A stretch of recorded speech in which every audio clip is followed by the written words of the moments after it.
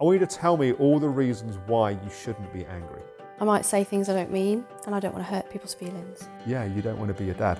You learned that your feelings weren't really safe and it wasn't really okay to have them.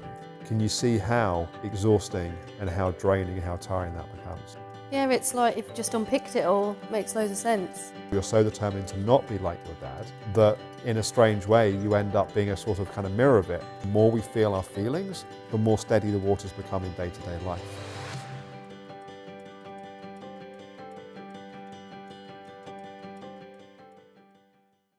Welcome to this week's episode of In Therapy with me, Alex Howard. And this week we're continuing our journey with Sally. Last week we had the first half of Sally's first session with me. We were exploring her relationship with anger. And this week we're going to have the second half of that first session. We're going to go deeper into exploring this relationship with anger. And really the idea that we all get angry. It's okay to be angry. It's what we do with our feelings and emotions that really matters. I also set Sally a piece of homework, which I also encourage you guys to do. And I'd love to hear your comments and your experiences from doing that. So here's Sally.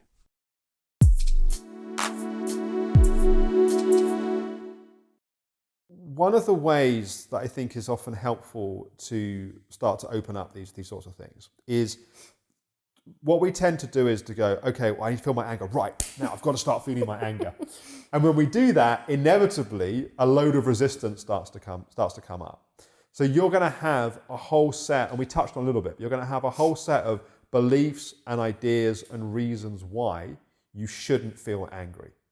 Why it's not okay to have anger. And I want to give a voice to all of those.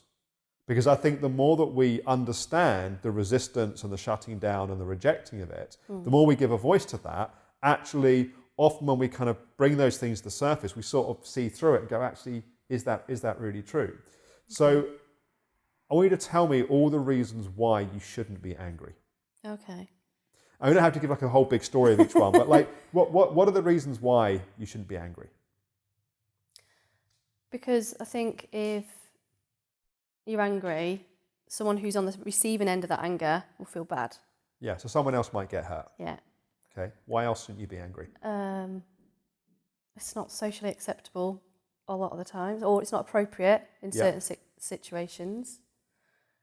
Why else shouldn't you be angry? Because I think it shows a bit of weakness that you can't control yourself. Okay, so it shows weakness. Yeah. Yeah. What else?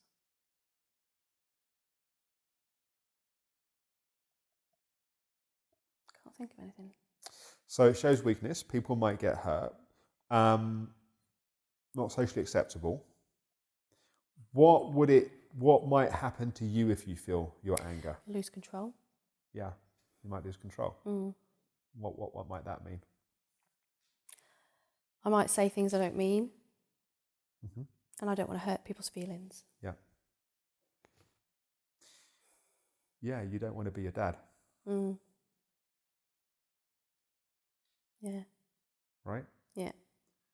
So you sort of learn whatever you do, you don't want to be the person that makes other people feel the way that your dad made you and your mum feel.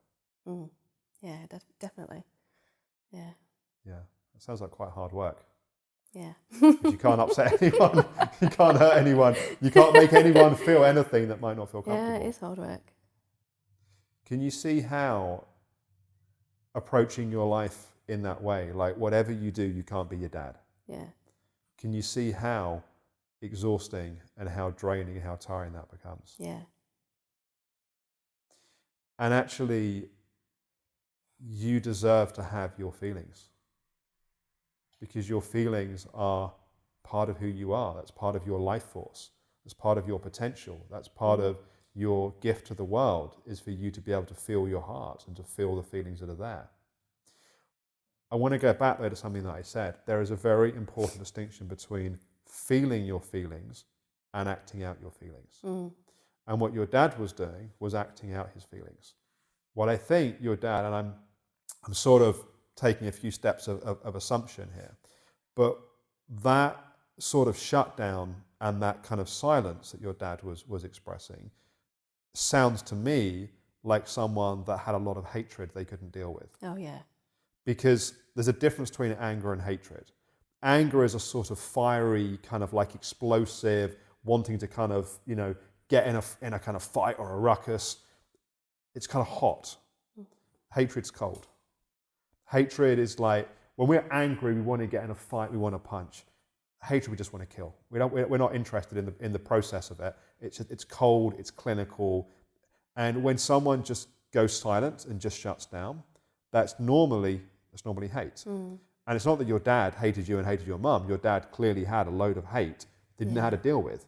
So he, just like your sort of vent for feeling your emotions is that you've learnt, which I think is great progress through the Reiki work that you're doing, you've learned to be able to go to sadness. Your dad just went into a shutdown, was in a hate response, a shutdown, couldn't deal with it. And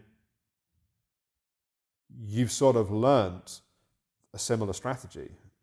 You've learned that just go to this emotion, rather than being allowed to have the whole breadth and the whole range of feelings and emotions. But you're so determined, and admirably so, you're so determined to not be like your dad, that in a strange way you end up being a sort of kind of mirror of it, and you end up being stuck in a similar thing, which is your emotions are restricted and withheld. That makes a lot of sense. Yeah. What does it feel to talk about it in this way? Yeah, it's like you've just unpicked it all. It makes loads of sense. And he I assume he is still now, definitely hate against everything and everybody.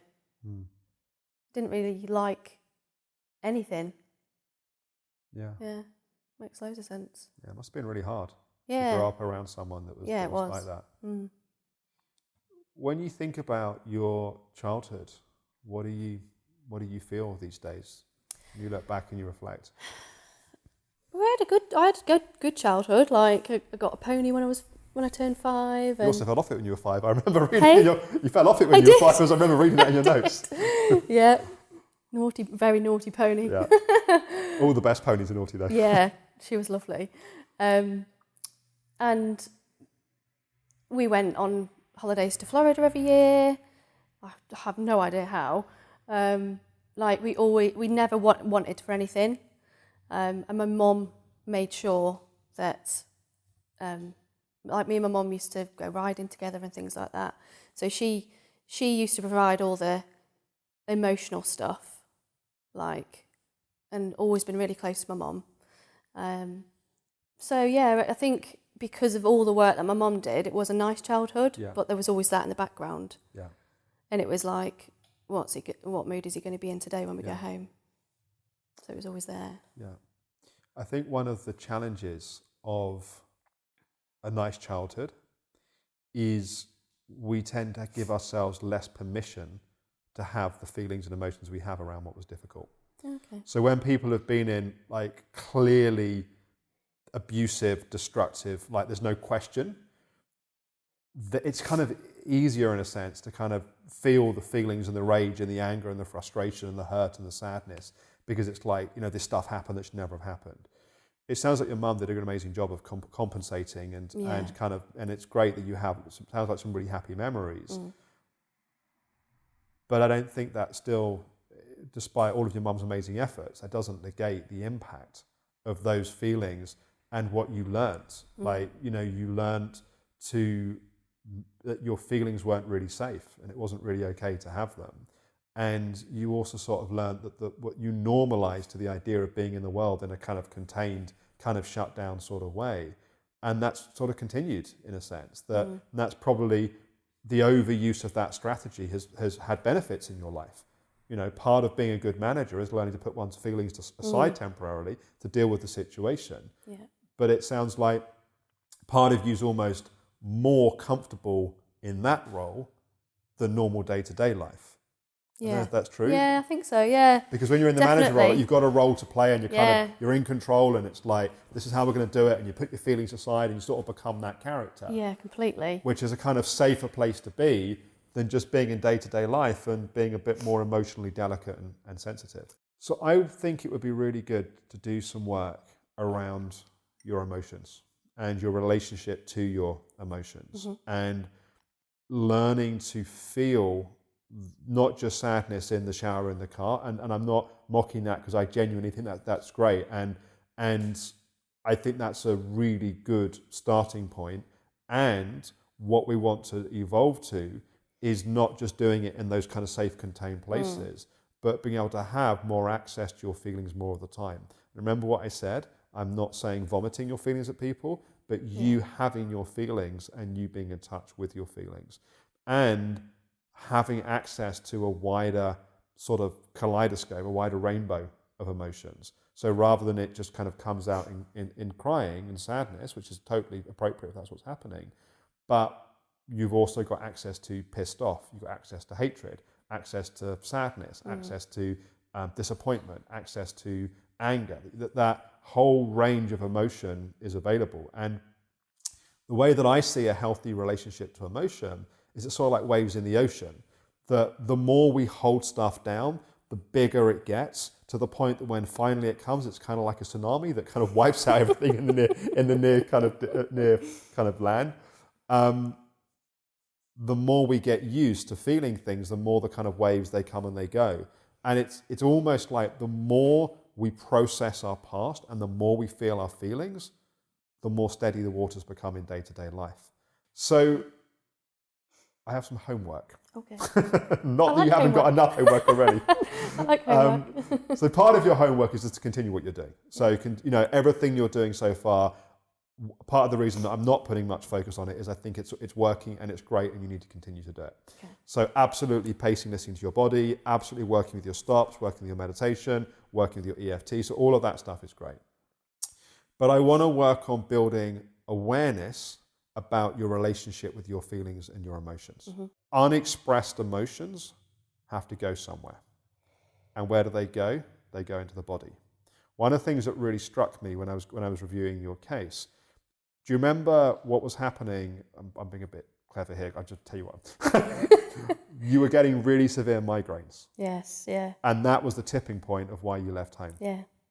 What do you think those migraines were? Anger? Yeah. They were all the emotions and all the rage and all the anger that you had that you weren't able to express, built up to the point your body literally couldn't contain itself. And then that's why it expressed as migraines. And what happened to the migraines when you left? They stopped. Right. So that's an example of what's called somatizing, where we somatically experience our emotions rather than express them normally. One of the reasons why we go into our mind is to escape the feelings in our body.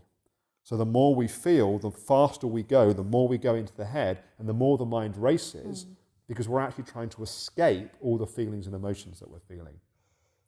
So I think this is quite a big part of the jigsaw for you. Okay. I'm going to give you a login to something called the Reset Program.